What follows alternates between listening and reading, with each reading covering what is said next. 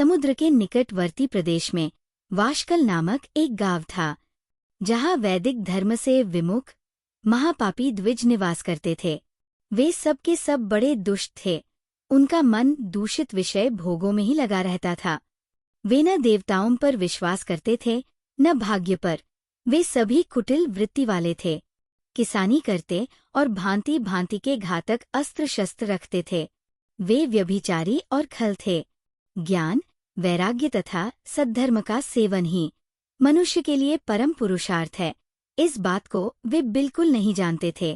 वे सभी पशु बुद्धि वाले थे।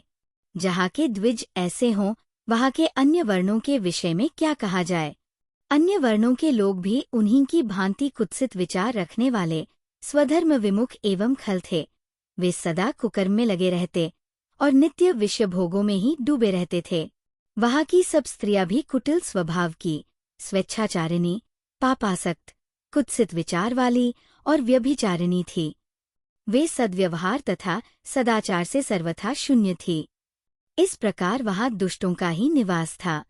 उस वाशकल नामक ग्राम में किसी समय एक बिंदुक नामधारी ब्राह्मण रहता था। वह बड़ा अधम था, दुरात्मा और महापापी था। यद्यपि उसकी स्त्री बड़ी सुंदरी थी, तो भी वह कुमार पर ही चलता था। उसकी पत्नी का नाम चंचला था। वह सदा उत्तम धर्म के पालन में लगी रहती थी, तो भी उसे छोड़कर वह दुष्ट ब्राह्मण वेश्यागामी हो गया था। इस तरह कुकर्म में लगे हुए उस बिंदुक के बहुत वर्ष व्यतीत हो गए। उसकी स्त्री चंचला काम से पीड़ित होने पर भी स्वधर्मनाश के भय से क्लेश सहकर भी दीर्घकाल तक धर्म से भ्रष्ट नहीं हुई, परंतु दुराचारी पति के आचरण से प्रभावित हो आगे चलकर वो स्त्री भी दुराचारिणी हो गई। इस तरह दुराचार में डूबे हुए उन मूढ़ चित्त वाले पति पत्नी का बहुत सा समय व्यर्थ बीत गया।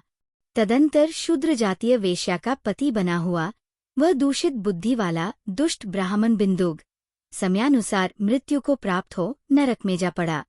बहुत दिनों तक नरक के दुख भोगकर वह मूढ़ बुद्धि पापी विंध्य पर्वत पर भयंकर पिशाच हुआ। इधर उस दुराचारी पति बिंदुक के मर जाने पर वह मूढ़ हृदया चंचला बहुत समय तक पुत्रों के साथ अपने घर में ही रही। एक दिन किसी पुण्य पर्व के आने पर वह स्त्री भाई बंधुओं के साथ गोकर्ण क्षेत्र में गई। तीर्थयात्रियों के संग से उसने भी उस समय जाकर किसी तीर्थ के जल में स्नान किया। फिर वह मेला देखने की दृष्टि से बंधुजनों के साथ यत्र तत्र घूमने लगी। वह घूमती घामती किसी देव मंदिर में गई और वहां उसने एक दैवज्ञ ब्राह्मण के मुख से भगवान शिव की परम पवित्र एवं मंगलकारिणी उत्तम पौराणिक कथा सुनी। कथावाचक ब्राह्मण कह रहे थे कि जो स्त्रियां दूसरे पुरुषों के साथ व्यभिचार करती हैं, वे मरने के बाद जब यमलोक में जाती हैं, तब यमराज के दूत उनकी योनि में तपे हुए लोहे का परिग डालते हैं। पौराणिक ब्राह्मण के मुख से यह वैराग्य बढ़ाने वाली कथा सुनकर चंचला भय से व्याकुल हो वहां कांपने लगी। जब कथा समाप्त हुई और सुनने वाले सब लोग वहां से बाहर चले गए, तब वो भयभीत नारी एकांत में शिव पुराण की कथा बांचने वाले उन ब्राह्मण देवता से बोली, ब्राह्मण, मैं अपने धर्म को नहीं जानती थी, इसलिए मेरे द्वारा बड़ा दुराचार हुआ है। मेरे ऊपर अनुपम कृपा करके आप मेरा उद्धार कीजिए। आज आपके वैराग्य रस से ओतप्रोत इस प्रवचन को सुनकर मुझे बड़ा भय लग रहा है। मैं कांप उठी हूँ और मुझे इस संसार से वैराग्य हो गया है। मुझ मूढ़ चित्त वाली पापिनी को धिक्कार है। मैं सर्वथा निंदा के योग्य हूँ। कुत्सित विषयों में फंसी हुई हूँ और अपने धर्म से विमुख हो गई हूँ। न जाने किस किस घोर कष्टदायक दुर्गति में मुझे पड़ना पड़ेगा और वहाँ कौन बुद्धिमान पुरुष कुमार्ग में मन लगाने वाली मुझ पापिनी का साथ देगा। मृत्युकाल में उन भयंकर यमदूतों को मैं कैसे देखूंगी। जब वे बलपूर्वक मेरे गले में फंदे डालकर मुझे बांधेंगे, तब मैं कैसे धीरज धारण कर सकूंगी। नरक में जब मेरे शरीर के टुकड़े टुकड़े किए जाएंगे, उस समय विशेष दुख देने वाली उस महायातना को मैं वहां कैसे सहूंगी। मैं हर तरह से पाप में ही डूबी रही हूं। ब्राह्मण, आप ही मेरे गुरु आप ही माता और आप ही पिता हैं। आपकी शरण में आई हुई मुझ दीन अबला का आप ही उद्धार कीजिए। इस प्रकार खेद और वैराग्य से युक्त हुई चंचला ब्राह्मण देवता के दोनों चरणों में गिर पड़ी। तब उन बुद्धिमान ब्राह्मण ने कृपापूर्वक उसे उठाया और इस प्रकार कहा, नारी, सौभाग्य की बात है कि भगवान शंकर की कृपा से शिव पुराण की इस वैराग्ययुक्त कथा को सुनकर तुम्हें समय पर चेत हो गया है। ब्राह्मण पत्नी, तुम डरो मत, भगवान शिव की शरण में जाओ। शिव की कृपा से सारा पाप तत्काल नष्ट हो जाता है। मैं तुमसे भगवान शिव की कीर्ति कथा से युक्त उस परम वस्तु का वर्णन करूंगा जिससे तुम्हें सदा सुख देने वाली उत्तम गति प्राप्त होगी। शिव की उत्तम कथा सुनने से ही तुम्हारी बुद्धि इस तरह पश्चात्ताप से युक्त एवं शुद्ध हो गई है। साथ ही तुम्हारे मन में विषयों के प्रति वैराग्य हो गया है। पश्चात्ताप ही पाप करने वाले पापियों के लिए सबसे बड़ा प्रायश्चित है। सत्पुरुषों ने सबके लिए पश्चात्ताप को ही समस्त पापों का शोधक बताया है। पश्चात्ताप से ही पापों की शुद्धि होती है। जो पश्चात्ताप करता है वही वास्तव में पापों का प्रायश्चित करता है, क्योंकि सत्पुरुषों ने समस्त पापों की शुद्धि के लिए जैसे प्रायश्चित का उपदेश किया है वह सब पश्चात्ताप से संपन्न हो जाता है। जो पुरुष विधिपूर्वक प्रायश्चित करके निर्भय हो जाता है पर अपने कुकर्म के लिए पश्चात्ताप नहीं करता उसे प्रायः उत्तम गति नहीं प्राप्त होती। परंतु जिसे अपने कुकृत्य पर हार्दिक पश्चात्ताप होता है वह अवश्य उत्तम गति का भागी होता है, इसमें संशय नहीं।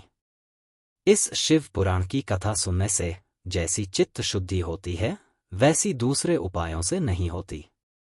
जैसे दर्पण साफ करने पर निर्मल हो जाता है उसी प्रकार इस शिव पुराण की कथा से चित्त अत्यंत शुद्ध हो जाता है, इसमें संशय नहीं है। मनुष्यों के शुद्ध चित्त में जगदम्बा पार्वती सहित भगवान शिव विराजमान रहते हैं। इससे वह विशुद्धात्मा पुरुष श्री सांब सदाशिव के पद को प्राप्त होता है। इस उत्तम कथा का श्रवण समस्त मनुष्यों के लिए कल्याण का बीज है। अतः यथोचित शास्त्रोक्त मार्ग से इसकी आराधना अथवा सेवा करनी चाहिए। यह भव बंधन रूपी रोग का नाश करने वाली है। भगवान शिव की कथा को सुनकर फिर अपने हृदय में उसका मनन एवं निधिध्यासन करना चाहिए। इससे पूर्णतया चित्त शुद्धि हो जाती है। चित्त शुद्धि होने से महेश्वर की भक्ति अपने दोनों पुत्रों ज्ञान और वैराग्य के साथ निश्चय ही प्रकट होती है।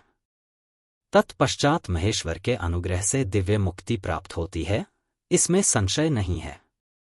जो मुक्ति से वंचित है उसे पशु समझना चाहिए, क्योंकि उसका चित्त माया के बंधन में आसक्त है। वह निश्चय ही संसार बंधन से मुक्त नहीं हो पाता। ब्राह्मण पत्नी, इसलिए तुम विषयों से मन को हटा लो और भक्तिभाव से भगवान शंकर की इस परम पावन कथा को सुनो। परमात्मा शंकर की इस कथा को सुनने से तुम्हारे चित्त की शुद्धि होगी और इससे तुम्हें मोक्ष की प्राप्ति हो जाएगी।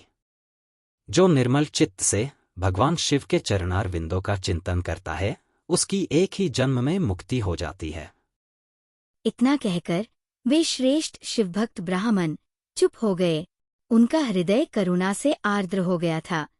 वे शुद्धचित्त महात्मा भगवान शिव के ध्यान में मग्न हो गए। तदंतर बिंदुक की पत्नी चंचला मन ही मन प्रसन्न हो उठी। ब्राह्मण का उक्त उपदेश सुनकर उसके नेत्रों में आनंद के आंसू छलक आए थे। चंचला हर्ष भरे हृदय से उन श्रेष्ठ ब्राह्मण के दोनों चरणों में गिर पड़ी और हाथ जोड़कर बोली, ब्राह्मण, मैं कृतार्थ हो गई। तत्पश्चात उठकर वैराग्ययुक्त उत्तम बुद्धि वाली वह स्त्री जो अपने पापों के कारण आतंकित थी, उन महान शिवभक्त ब्राह्मण से हाथ जोड़कर गदगद वाणी में बोली, ब्राह्मण, आप धन्य हैं, परमार्थदर्शी हैं और सदा परोपकार में लगे रहते हैं। इसलिए श्रेष्ठ साधु पुरुषों में प्रशंसा के योग्य हैं। साधो, मैं नरक के समुद्र में गिर रही हूँ, आप मेरा उद्धार कीजिए। पौराणिक अर्थ तत्व से संपन्न जिस सुंदर शिवपुराण की कथा को सुनकर मेरे मन में संपूर्ण विषयों से वैराग्य उत्पन्न हो गया, उस शिवपुराण को सुनने के लिए इस समय मेरे मन में बड़ी श्रद्धा हो रही है। ऐसा कहकर हाथ जोड़ उनका अनुग्रह पाकर चंचला शिवपुराण की कथा को सुनने की इच्छा मन में लिए उन ब्राह्मण देवता की सेवा में तत्पर हो वहां रहने लगी। तदंतर शिव भक्तों में श्रेष्ठ और शुद्ध बुद्धि वाले उन ब्राह्मण देव ने उसी स्थान पर उस स्त्री को शिवपुराण की उत्तम कथा सुनाई। इस प्रकार उस गोकर्ण नामक महाक्षेत्र में उन्हीं श्रेष्ठ ब्राह्मण से उसने शिवपुराण की वह परम उत्तम कथा सुनी, जो भक्ति, ज्ञान और वैराग्य को बढ़ाने वाली तथा मुक्ति देने वाली है। उस परम उत्तम कथा को सुनकर वह ब्राह्मण पत्नी अत्यंत कृतार्थ हो गई। उसका चित्त शीघ्र ही शुद्ध हो गया।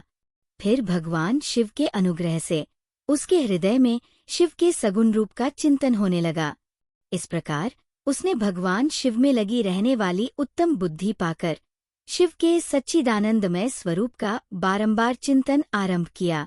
तत्पश्चात समय के पूरे होने पर भक्ति, ज्ञान और वैराग्य से युक्त हुई चंचला ने अपने शरीर को बिना किसी कष्ट के त्याग दिया। इतने में ही त्रिपुर शत्रु भगवान शिव का भेजा हुआ एक दिव्य विमान बहुत तीव्र गति से वहां पहुंचा, जो उनके अपने गणों से संयुक्त और शोभा साधनों से संपन्न था। चंचला उस विमान पर आरूढ़ हुई और भगवान शिव के श्रेष्ठ पार्षदों ने उसे तत्काल शिवपुरी में पहुंचा दिया। उसके सारे मल धुल गए थे।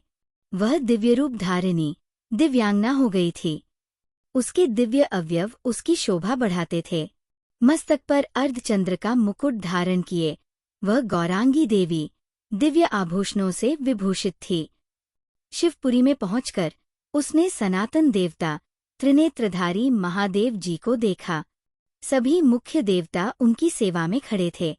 गणेश, भृंगी, नंदीश्वर तथा वीरभद्रेश्वर उनकी सेवा में उत्तम भक्ति भाव से उपस्थित थे। उनकी अंग कांति करोड़ों सूर्यों के समान प्रकाशित हो रही थी। कंठ में नील चिन्ह शोभा पाता था। 5 मुख और प्रत्येक मुख में 3-3 नेत्र थे।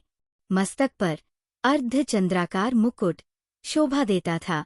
उन्होंने अपने वामांग भाग में गौरी देवी को बिठा रखा था, जो विद्युत पुंज के समान प्रकाशित थी। गौरीपति महादेव जी की कांति कपूर के समान गौर थी। उनका सारा शरीर श्वेत भस्म से भासित था। शरीर पर श्वेत वस्त्र शोभा पा रहे थे।